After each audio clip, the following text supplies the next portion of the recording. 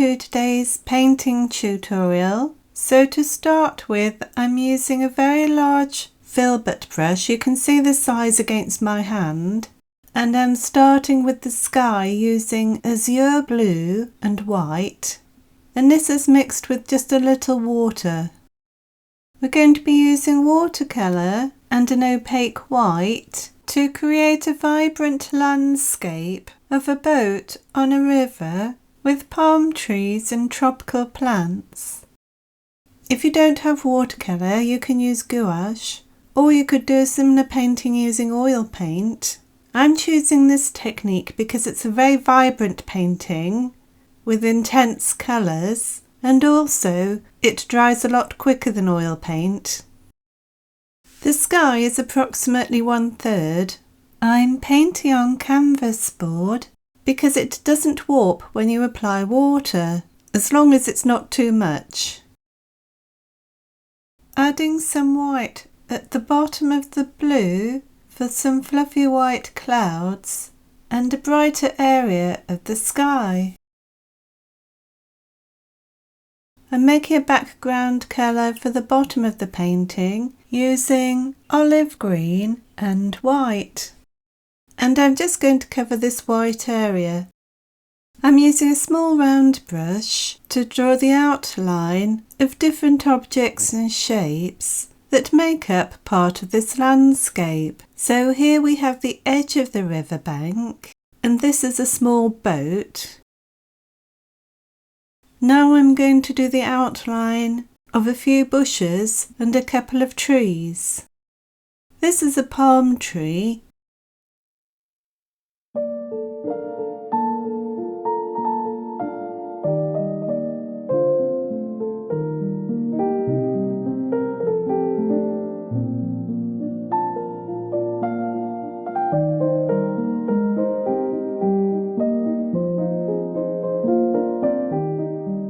And the curves will be the large branches. A couple of deciduous type trees. Now I'm switching to a different round brush to mix some white with sap green. And now using a small filbert brush to start the branches for the palm trees. And it has splayed bristles, and these are very good for the fronds.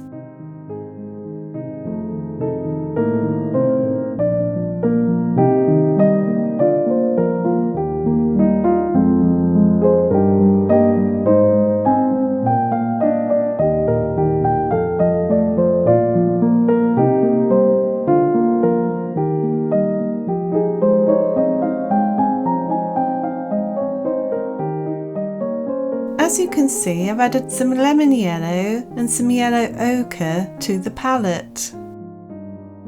And these colours will be added to the background bushes and palm trees that you can see.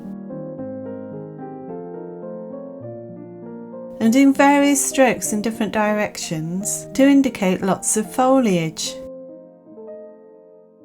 We're filling in the gaps between the trees, so I'm leaving the tree trunk area a lighter colour so that we can see their position. Now I'm going to add a darker mix of peacock green.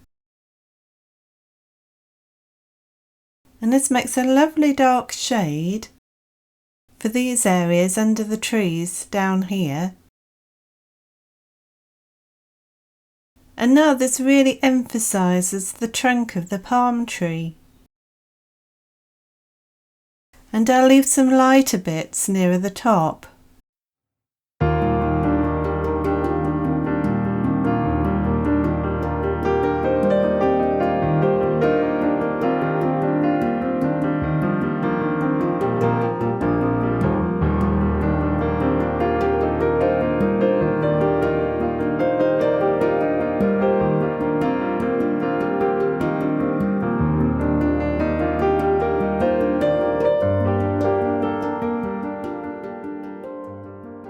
I've added some ultramarine light to the right of the peacock green. Now adding some white to the peacock green and ultramarine for a different colour, a different shade. Most of this will go on the left, and I'll add a bit under the bushes in the foreground.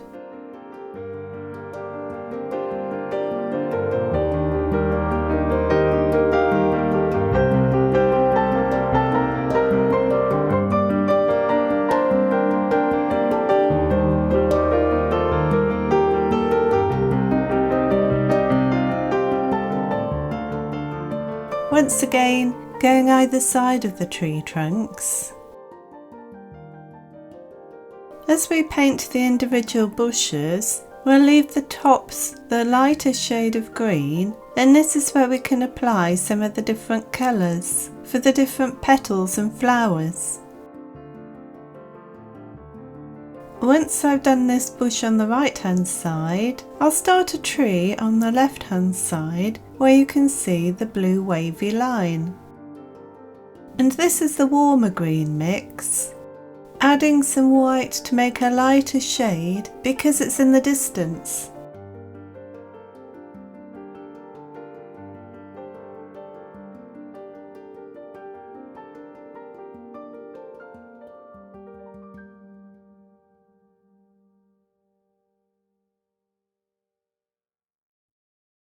Using sap green, this is a kind of deciduous tree, which looks like it anyway.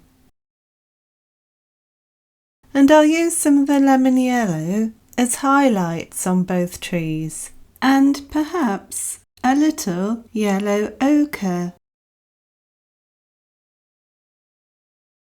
Some of the peacock green near the bottom to darken it.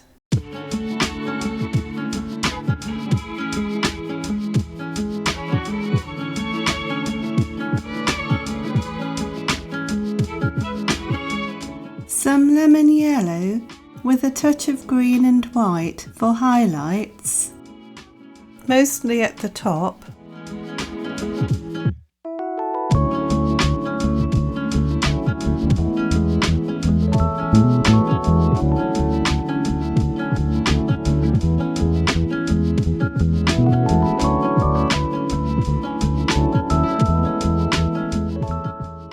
A little peacock green and ultramarine and sap green to create the fronds for the first branch on this palm tree.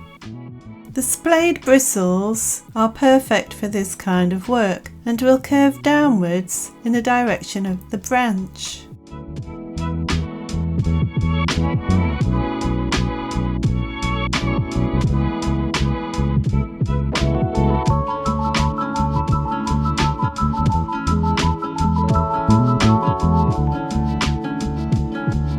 Now adding a touch of lemon yellow and a bit of white for the highlights.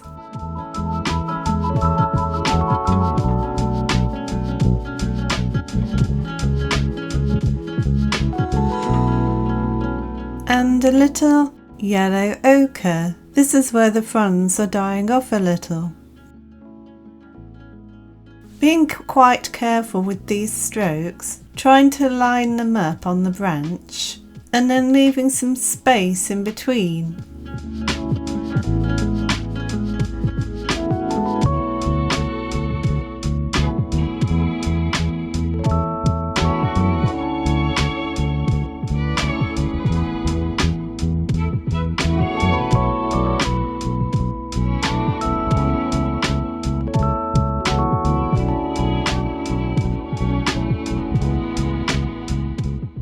This colour is bright violet, and I'm going to use it on the left at the top of the bush where we left a blank area, and I'll add a little white in different patches, and this will give the effect of flowers.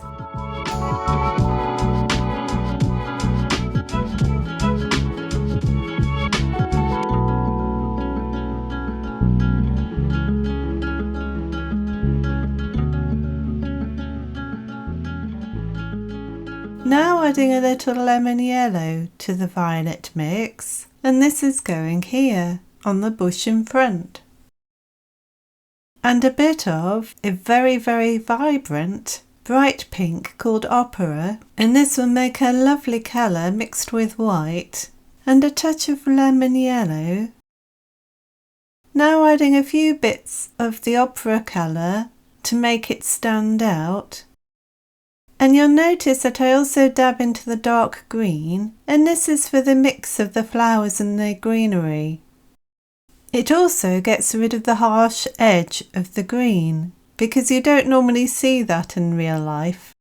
Here I'm doing a similar bush using lemon yellow, white and the Ochre colour. Now taking yellow ochre and white, and this will be for the flowers just behind the palm trees. Bits of lemon yellow.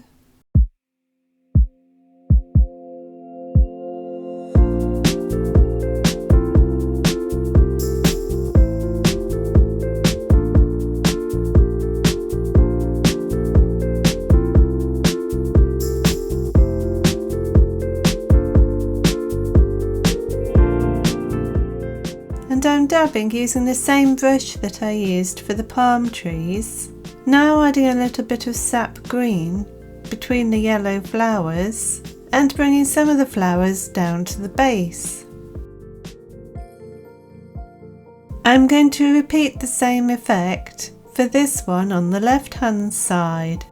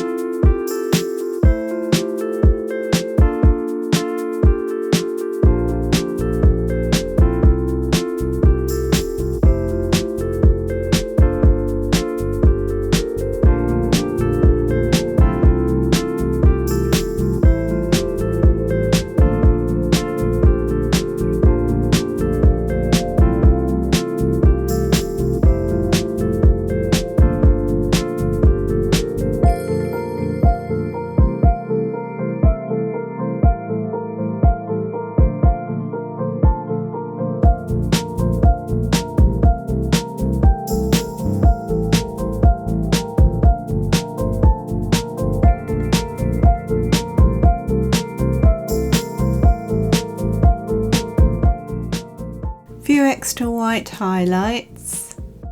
Now the next colour is a bright red called Scarlet Lake, and I'm using a small round brush, some Peacock green, Ultramarine, and mixing the yellows, sap green, to make a colour for the tree trunks. And a little white for a lighter shade, and I'm using this round brush and just covering the first tree. Now switching to an angle shader, it's a lot easier to direct the paint using this brush, mixing lemon yellow, white, Scarlet Lake, sap green. I'm making a lighter colour for the left hand side, doing little downward strokes using the angle shader. Adding some more white for an extra light area. Now a little violet, Scarlet Lake, and sap green mixed in, light on the left and darker on the right hand side, and that will be the same for both tree trunks. And doing the same sort of flicky motion on the right hand side, darkening this using the Peacock green colour.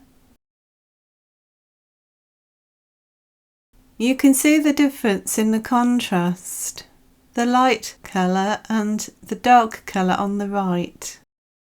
Adding the yellows and some Scarlet Lake. giving the tree trunk some texture. Now adding a bit more white to soften this. Just keep mixing the colours and applying the colour until you're happy with the result. A bit of lemon yellow and sap green. And this will make the brightest shade of green to really lift the painting. And this is going in the foreground in front of the trees. There'll be a bit of darker green under the bushes for the shaded area. And you can see how vibrant the painting becomes when we apply this colour.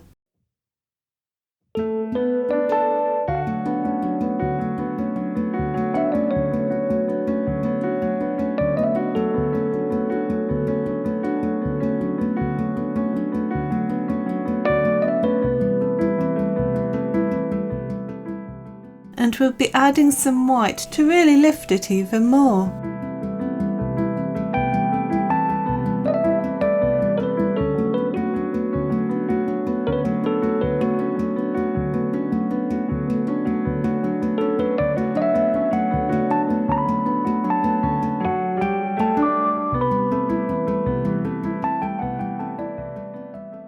Some darker green just in front of the bushes for the shadow that they create. This gives it a more of a 3D feel to the picture. And we'll blend it in using some other shades of green. We don't want it one uniform colour.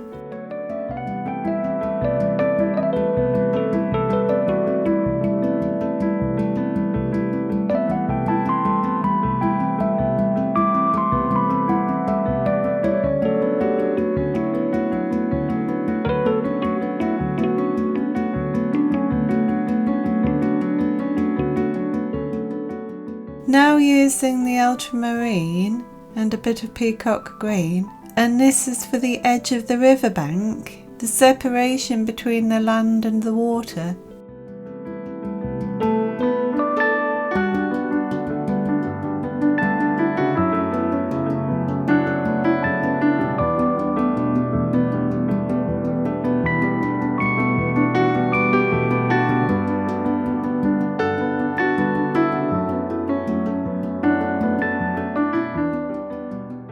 I'm using some of the Azure blue again, mixed in, and starting to make a colour for the water.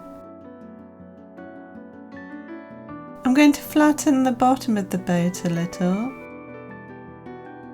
Now adding a little green to the water and some ultramarine.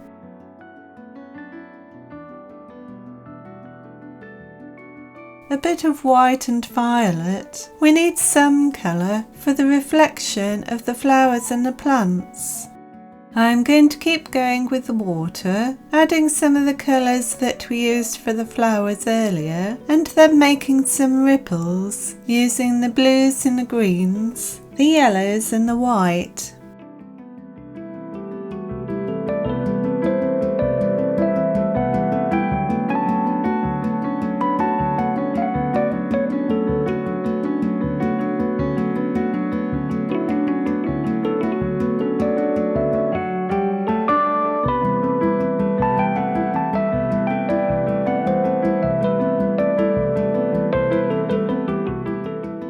For the boat, we're going to be using some crimson and the violet.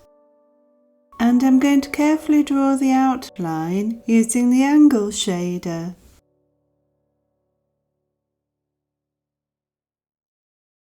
We'll make some highlights using white, and the darker areas we'll add violet. And the very dark areas will add a little ultramarine inside the boat.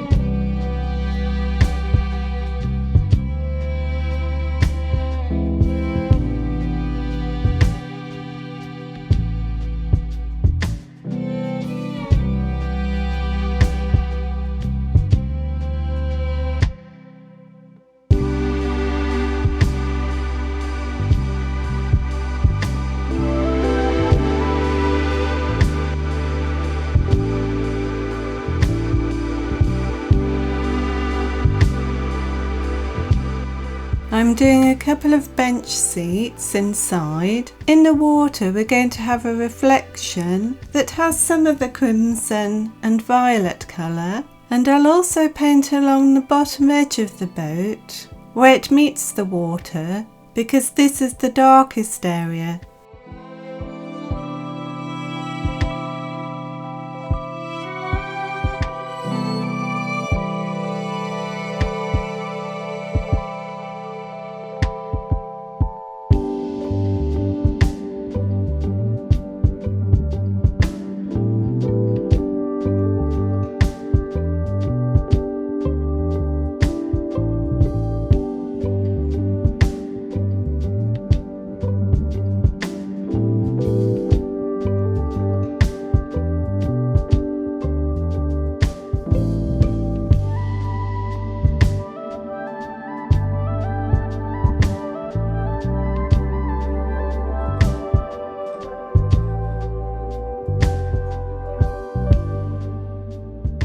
When you paint the reflection of an object or a tree, don't forget to mirror the shape. As an example, if something leans to the right, its reflection will need to lean in the same direction. Oh, that rhymes.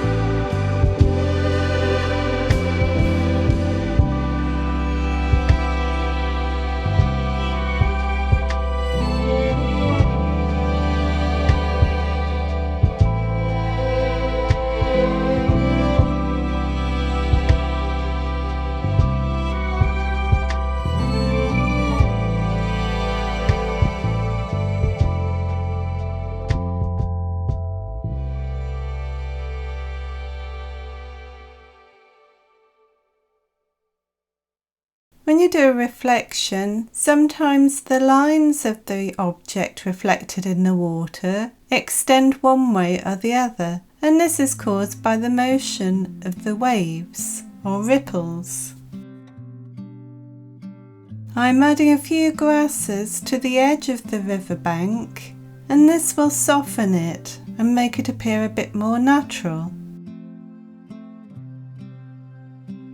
For the main body of the water, I'm using a mix of azure blue and white, and I'll add some greens too.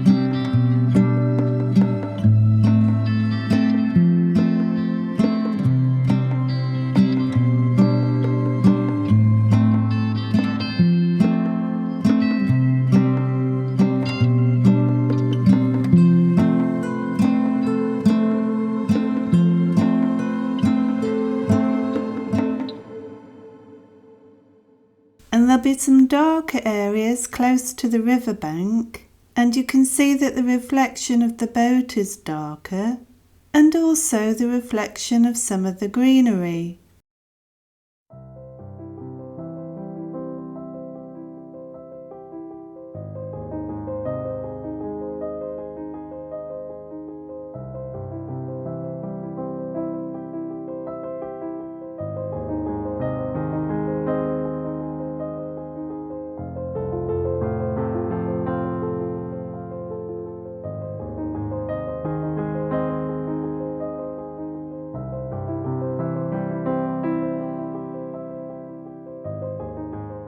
adding some white for highlights.